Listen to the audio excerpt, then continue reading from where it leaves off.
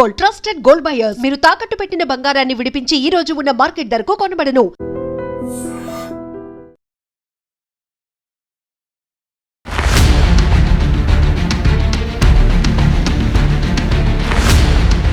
ఇంకో గట్టి ఎదురుదెబ్బ తగిలిందని మనం చెప్పవచ్చు.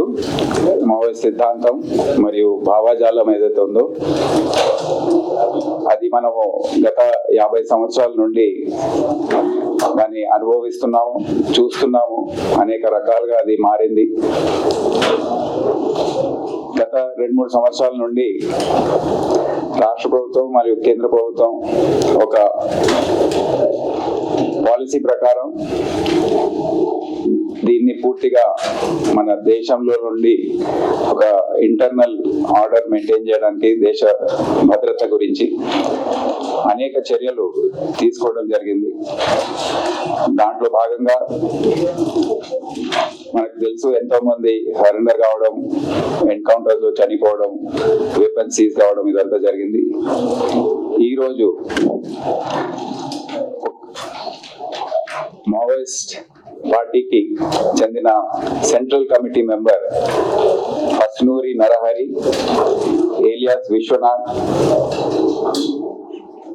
Central committee member and Bihar Jharkhand special area committee secretary, మరి వారి భార్య Medari Danamma alias Latha alias Poonam state committee member గా వారు ఇప్పుడు కొన్ని రోజుల క్రితం వరకు కొనసాగారు.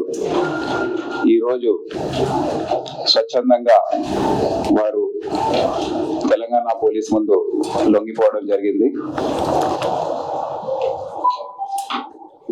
వారి గురించి చెప్పాలంటే, పర్సునూరి నరహరి సోమిడి గ్రామం, Kazipet mandal, Hanamkonda district of Warangal, Hanukonda district Warangal ప్రాంతం. అక్కడ 1962లో జన్మించారు.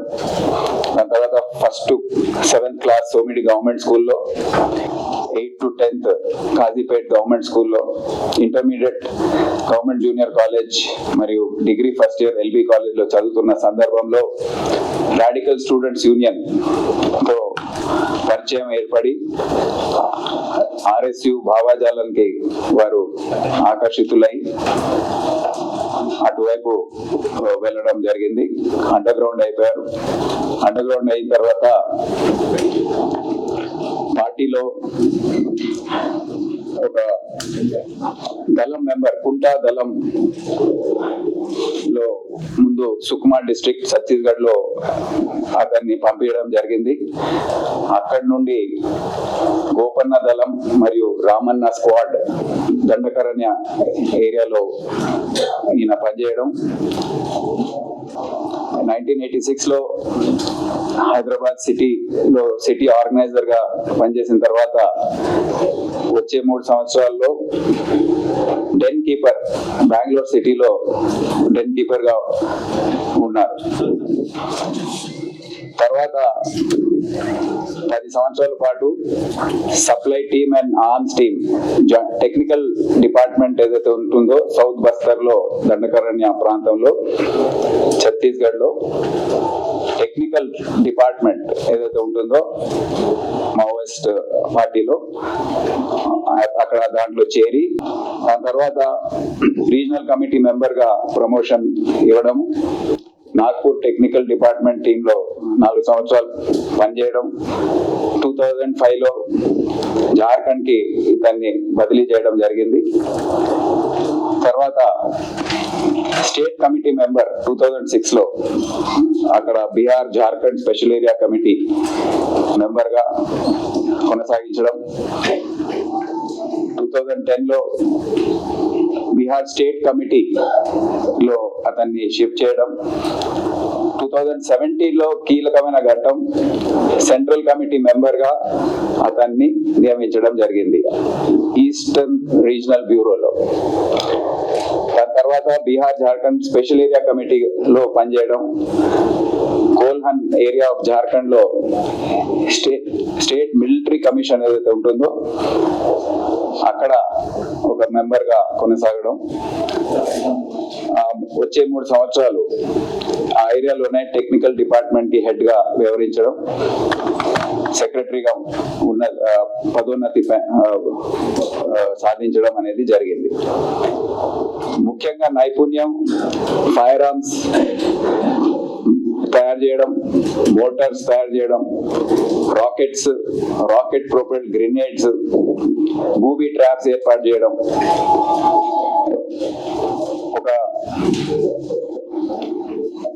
పథకం ప్రకారం ల్యాండ్ మైన్స్, క్లేమోర్ మైన్స్ ఎక్కడ పెట్టాలి ఏంటి అనేది ప్లాన్ చేయడం, ప్లస్ వారికి మావోయిస్ట్ కార్డర్ ఏదైతే ఉంటుందో వారికి ఏ విధంగా వెపన్స్ తయారు చేయాలో, రిపేర్ చేసుకోవాలో, మెయింటైన్ చేసుకోవాలో, టెక్నికల్ గా ఏ విధంగా హ్యాండిల్ చేసుకోవాలో, ఈ అన్నిట్లో వీరు సెంట్రల్ కమిటీలో ఉండి మొత్తం డిపార్ట్మెంట్ ఏదైతే ఉంటుందో దానికి ఇన్ఛార్జ్ గా వివరించడం జరిగింది. మేడారి దానమ్మ గామలపాడు గ్రామం, దాచిపల్లి మండల్, గుంటూరు డిస్ట్రిక్ట్ చెందిన ఆమె first class to 7th class Dachepalli government school గుంటూరులో చదివింది. తర్వాత పసునూరి నరహరిని 1986 సంవత్సరంలో కలిసి 88లో వివాహం చేసుకుంది. దాని తర్వాత బెంగళూరులో డెన్ కీపర్ గా ఉన్న సమయంలో ఆయనతో అక్కడే నివసించి తర్వాత ఆయనతోనే ఈ జార్ఖండ్, సౌత్ బస్తర్, తర్వాత జార్ఖండ్ కి బదిలీ కావడం, ఇద్దరు కలిసి కట్టుగా అక్కడ ఉండడం, అక్కడ కూడా ఆమెకు టెక్నికల్ డిపార్ట్మెంట్ లో ఒక సభ్యులుగా పెట్టడం, మరి డిస్ట్రిక్ట్ కమిటీ మెంబర్ గా ప్రమోషన్. దాని తర్వాత 2004లో ఆమెని అరెస్ట్ చేయడం జరిగింది నాగ్పూర్లో. నాగ్పూర్ సెంట్రల్ జైల్లో దాదాపు 7 సంవత్సరాల పాటు ఉంది. తర్వాత బెయిల్ పైన బయటకు వచ్చి మళ్ళీ పార్టీలో జాయిన్ అయ్యి యూజీ అయిపోయింది. తర్వాత డిస్ట్రిక్ట్ కమిటీ సెక్రటరీగా బీహార్ జార్ఖండ్ స్పెషల్ ఏరియా కమిటీలో పనిచేసి 2018లో స్టేట్ కమిటీ మెంబర్ గా బీహార్ జార్ఖండ్ స్పెషల్ ఏరియా కమిటీలో ఆమెకు పదోన్నతి ఇవ్వడం జరిగింది. అయితే వచ్చే 8 సంవత్సరాలు ఆమె ఆర్గనైజేషన్ అండ్ టెక్నికల్ రెస్పాన్సిబిలిటీస్ అన్ని కూడా జార్ఖండ్, బీహార్ ప్రాంతంలో హ్యాండిల్ చేయడం జరిగింది. సో వీరిద్దరు కూడా ఈరోజు రాష్ట్ర ప్రభుత్వం ముందు, తెలంగాణ పోలీస్ ముందు ఇక్కడ ఏ విధంగా అయితే గత సంవత్సర కాలంలో మనం చూస్తున్నాము, దాదాపు 822 మంది క్యాడర్స్ 2024 నుండి సరెండర్ అయ్యారు. ఈ సరెండర్ అయిన వారిని ఏ విధంగా ప్రభుత్వం చూసుకుంటుంది, ఆదుకుంటుంది అనేది విని వారు ఆ ప్రాంతం నుండి ఇక్కడికి వచ్చి 334 వెపన్స్ కూడా ఈ సరెండర్ అయిన కార్డర్ తీసుకొచ్చారు వారితో. అది చాలా ముఖ్యమైన అంశం. ఇదే కాకుండా ఇప్పుడు ప్రస్తుతం మనము అంచనా వేసుకుంటే దేశంలో ఈ మొన్న జరిగిన జార్ఖండ్ లో 15 సరెండర్స్ తర్వాత, ఈ రోజు వీరిద్దరు సరెండర్స్ తర్వాత 47 మంది కేవలం మొత్తం దేశంలో మావోయిస్ట్ క్యాడర్ యూజీలో ఉన్నారు. ఛత్తీస్గఢ్ లో 15 మంది, జార్ఖండ్ లో 13 మంది, ఒరిస్సాలో 15 మంది, తెలంగాణలో 3, ఏపీలో 1, మొత్తం కలిపి 47 మంది ఈ రోజు యూజీలో ఉన్నారు. మన రాష్ట్రంలో యూజీ ఉన్నవారు ముప్పాల లక్ష్మణరావు, గణపతి. వారిని సరెండర్ కావాలని మన ముఖ్యమంత్రి గారు కూడా, కేంద్ర హోంశాఖ మంత్రి గారు కూడా అపీల్ చేశారు. వారు ఇంకా రాలేదు. నరహరి గారిని కూడా అడగడం జరిగింది. వారు కూడా వారిని అపీల్ చేస్తారు సరెండర్ కావడానికి. మేము కూడా మళ్ళీ పిలుపునిస్తున్నాం, మీరు ఎక్కడున్నా స్వచ్ఛందంగా వచ్చి లొంగిపోండి. మేము అన్ని విధాలుగా రాష్ట్ర ప్రభుత్వం తరఫున, పోలీస్ తరఫున అన్ని సౌకర్యాలు మరి ఏదైతే సరెండర్ మరియు రిహాబిలిటేషన్ పాలసీ ఉందో దాని ప్రకారం అన్ని విధాలుగా మేము చూసుకుంటామని వారికి తెలియజేయడం జరుగుతుంది. అదే కాకుండా జోడే రత్నాబాయి, వైఫ్ ఆఫ్ ముప్పాల్ లక్ష్మణ్ రావు, వారిద్దరు కూడా యూజీ ఉన్నారు. మూడో వ్యక్తి వార్తా శేఖర్ ఎలియాస్ మంతు, ఈమె కమ్యూనికేషన్ వింగ్ దండకారణ్య ఏరియాలో ఆయన కూడా ఇంకా యూజీలో ఉన్నారు. ఈ ముగ్గురికి మేము మరోసారి పిలుపునిస్తున్నాం తెలంగాణ పోలీస్ తరఫున. సెంట్రల్ కమిటీ మెంబర్స్ లో కేవలం ఇద్దరే ఇప్పుడు అజ్ఞాతంలో ఉన్నారు, ముప్పాల్ లక్ష్మణ్ రావు మరియు మిస్సిర్ బేస్రా ఎలియాస్ సాగర్. వీరిద్దరు కూడా అపీల్ మేము మళ్ళీ ఈ వేదిక పై నుండి చేస్తున్నాం. సో ఈ విధంగా మనము కొన్ని రోజుల క్రితం జగదల్పూర్ లో యూనియన్ హోమ్ మినిస్టర్ గారి ఆధ్వర్యంలో ఒక సభ జరిగింది. అక్కడ అభివృద్ధి కార్యక్రమాలు ఏదైతే కేంద్ర ప్రభుత్వం మరియు రాష్ట్ర ప్రభుత్వం చేపడుతున్నారో అవన్నీ కూడా వారు లాంచ్ చేయడం జరిగింది. ఏవైతే రాష్ట్రాలు ఈ పోరాటంలో గత 30-40 సంవత్సరాల నుండి కష్టపడుతున్నారో, అధికారులు అయితే కష్టపడుతున్నారో వారందరినీ పిలిపించి సన్మానించడం, వారి కష్టాన్ని గుర్తించడం అనేది జరిగింది.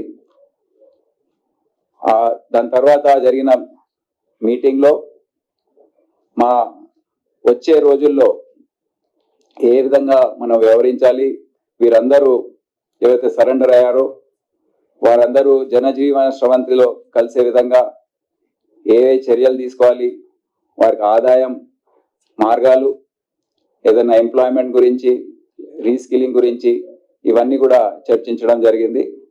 సో మా తరఫున తెలంగాణ పోలీస్ మరియు తెలంగాణ ప్రభుత్వం తరఫున ఏవైతే కన్సర్న్ డిపార్ట్మెంట్స్ ఉన్నాయో, కలెక్టర్స్ కానివ్వండి, ఇతర అధికారులు, వారందరూ కూడా ఏకతాటిపైకి వచ్చి వీరందరూ ఏం చేస్తున్నారు, ఏ విధంగా వారి జీవన శైలి ఉంది, ఏ విధంగా వారికి సహాయం చేయొచ్చు, ప్రభుత్వ పరంగా వచ్చే పథకాలు ఏవైతే ఉన్నాయో, ఈ రోజు వీరికి ఏదైతే రివార్డ్ మనీ ఉందో 25 లక్షలు మరియు 20 లక్షలు వారికి అందజేయడం జరిగింది. వచ్చే రోజుల్లో వారికి రాష్ట్ర ప్రభుత్వం ఏదైతే అష్యూర్ చేసిందో, ప్రామిస్ చేసిందో హెల్త్ కార్డ్స్ కానివ్వండి, వారికి వారం రోజుల క్రితమే వీరు వచ్చారు, కానీ వారి ఆరోగ్యం అస్సలు బాలేదు. మలేరియా మరియు డెంగ్యూ సమస్యతో బాధపడుతూ దాదాపు 10 రోజుల పాటు మేమే చికిత్స అంతా కూడా సౌకర్యాలంతా అరేంజ్ చేసి వారు ఈరోజు కోలుకొని మీ ముందు ప్రవేశపెట్టడం జరిగింది. సో ఈ విధంగా అన్ని విధాలుగా మేము వీరందరినీ ఆదుకుంటున్నాం. సో ఈ సందర్భంగా ఎవరైతే మిగిలి ఉన్నారో మావోయిస్టులు, యూజీ క్యాడర్ ఉన్నారో, ఎవరైతే ఈ 822 మందిలో ఎవరైతే ఛత్తీస్గఢ్ వారు ఉన్నారో, మేము వారికి రివార్డ్స్ ఇచ్చిన తర్వాత, ఎక్స్గ్రేషియా అమౌంట్ ఇచ్చిన తర్వాత వారిని మళ్ళీ వారికి అప్పచెప్పడం జరిగింది. కేవలం 5-6 ఉండే వారిని కూడా ఈ గత వారం రోజుల్లో ఛత్తీస్గఢ్ ప్రభుత్వానికి అప్పగించాం. ఎవరైతే మన ప్రాంతంలో ఉన్నారో, నేను తొందరలో ఆ ప్రాంతాన్ని విజిట్ చేయబోతున్నాను. అక్కడ వ్యక్తిగతంగా వారిని కలిసి అక్కడ ఏమి అవసరం అనేది వీరిపైన మేము దృష్టి సారించి ఎస్ఐబి మానిటర్ చేస్తా ఉంది.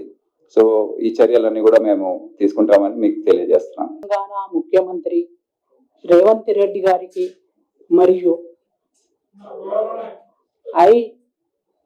డిఐజీ సివి ఆనంద్ గారికి మా హృదయపూర్వక కృతజ్ఞతతో పాటు నమస్కారాలు తెలియజేస్తున్నాం. మరియు ఐజీ గారికి కూడా ప్రత్యేక కృతజ్ఞతలు తెలియజేస్తున్నాం. ఈ సందర్భంగా ప్రెస్ మిత్రులందరికీ మా హృదయపూర్వక వందనాలతో పాటు మేమందరము ఈ సందర్భంగా మెయిన్ స్ట్రీమ్లోకి వచ్చినందుకు మీరందరూ కూడా మాకు సహకరించాలనేది మా విజ్ఞప్తి చేస్తున్నాం. ఇది భారతదేశంలో పార్టీ నష్టాల కారణంగా డీకే, జార్ఖండ్, తెలంగాణ మిగతా ప్రాంతాలలో నష్టాలు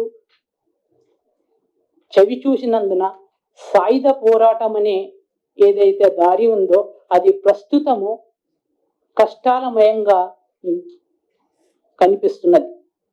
దాని కారణంగా తెలంగాణ సర్కారు కల్పించిన మెయిన్ స్ట్రీమ్లో భాగంగా అందులో ఉండే అనుకూలతల కారణంగా మేము మెయిన్ స్ట్రీమ్లో తెలంగాణ మెయిన్ స్ట్రీమ్లోకి కలవాలనేది మేము జార్ఖండ్లోని Misir Besra PB member CC member ఆధ్వర్యంలో వారి దగ్గర అనుమతిని ప్రాప్తించి వారి నుండి అనుమతిని పొంది మేము తెలంగాణ సర్కారు ముందు తెలంగాణ పోలీసుల ముందు మేము మెయిన్ స్ట్రీమ్లో భాగంగా వెళ్తామనే విషయాన్ని తెలియజేశాము. వారు కూడా మాకు అనుమతించారు. మీరు మీ ఆలోచన ఎలాగున్నా మీరు వెళ్ళవచ్చు, దానికి ఎలాంటి అభ్యంతరము లేదు అనేది అక్కడి పీబీ మెంబరు మిశ్రి విశ్రా తన అభిప్రాయాన్ని తెలియజేశారు. ఇది ప్రజలందరికీ మేము తెలియజేసేది ఏంటంటే ఈ సందర్భంగా ప్రజలందరికీ మా హృదయపూర్వక వందనాలతో పాటు పేద ప్రజలు తప్పకుండా ఏనాడో ఒకనాడు వాళ్ళ హక్కులను సాధించుకొని లీగల్ పద్ధతుల ద్వారా ఈ దేశానికి ఉపయోగపడతారనేది మా ఆశ. మేము కూడా వాళ్ళకు శాంతియుతంగా ఆ ప్రజలు చేయాలనేది మా ఆశగా ఉంది. ఒక సభి అందరికీ మీకు ఒక విషయాన్ని ఈ ప్రెస్ మీడియా తరఫు నుండి చెప్పదలుచుకునేది ఏంటంటే జార్ఖండ్లో ఉన్న సిసి పీబీ మెంబర్ మిశ్రి విశ్రా దాదా పూర్వ సచివ్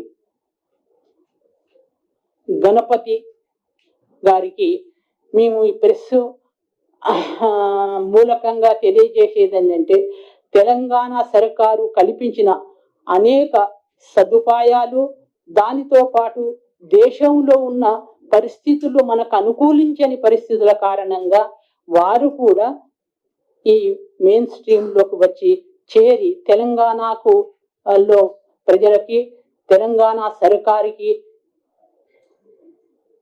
దగ్గర వచ్చి మెయిన్ స్ట్రీమ్లో కలవవలసిందిగా తెలియజేస్తున్నాం. మీరు పోలిట్ బ్యూరో చెప్పొచ్చారు అని చెప్పారు కదా, పీబీకి ఇప్పుడు ఎవరున్నారు? పీబీకి సంబంధించిన వ్యక్తులు ఎవరు ఇప్పుడు?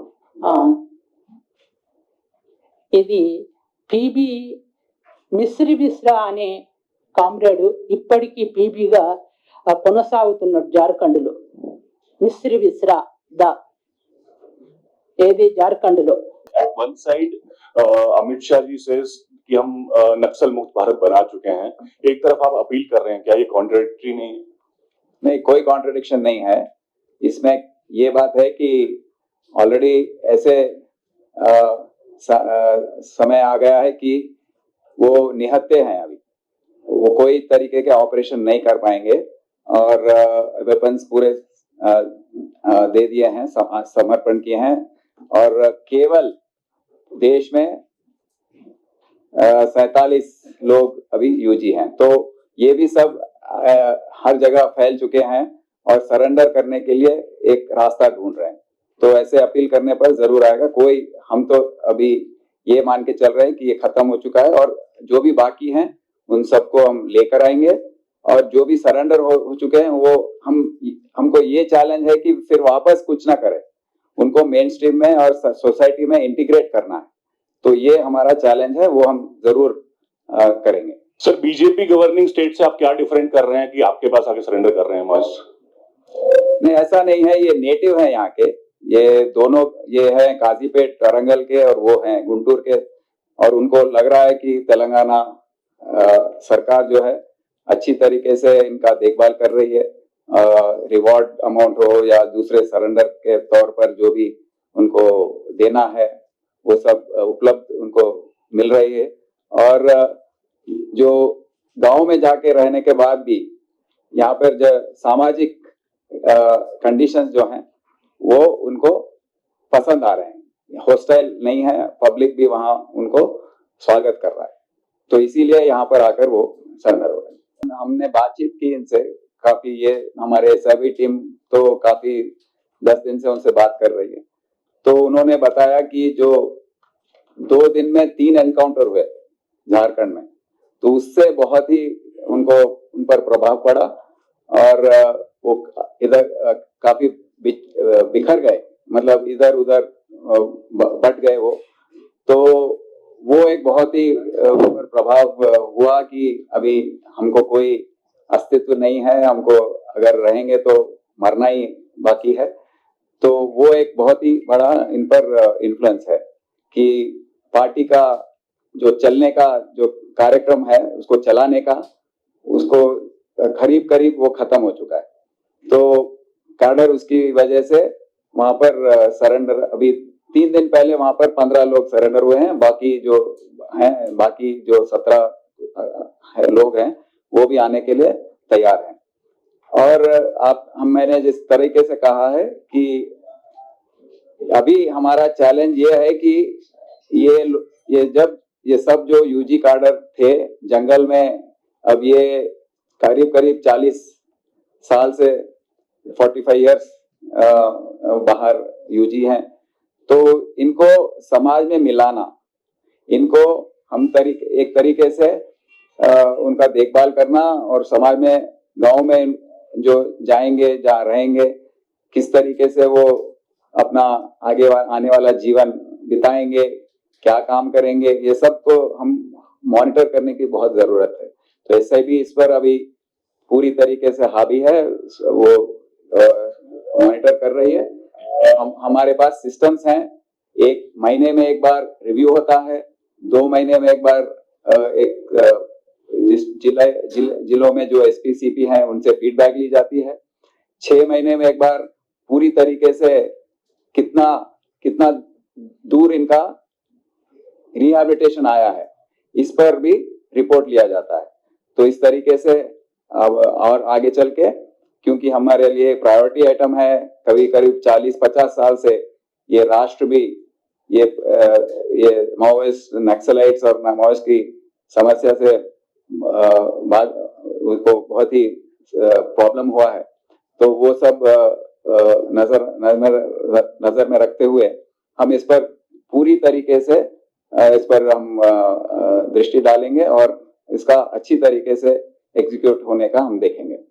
सर, क्या बाकी जो 17 कैडर हैं वो भी आंध्र तेलंगाना के हैं, तेलुगु स्टेट्स के ही हैं, या ये एक्सपेक्ट किया जा सकता है कि वो नहीं भी हैं तब भी यहाँ सरेंडर करना प्रेजेंट करेंगे वो लोग? नहीं, हमारा समाचार यह है कि जो स्टेट्स के नंबर्स हमने बताए हैं वो वही राष्ट्र के हैं जी, और वो भी थोड़े जगहों पर आइडेंटिफाई किए गए हैं कि कहाँ पर हैं, उनको रास्ता नहीं मिल रहा है कि मतलब सरेंडर होने के लिए भी कोई कॉन्टैक्ट्स की जरूरत होती है, तो वो कॉन्टैक्ट्स के लिए वो ढूंढ रहे हैं।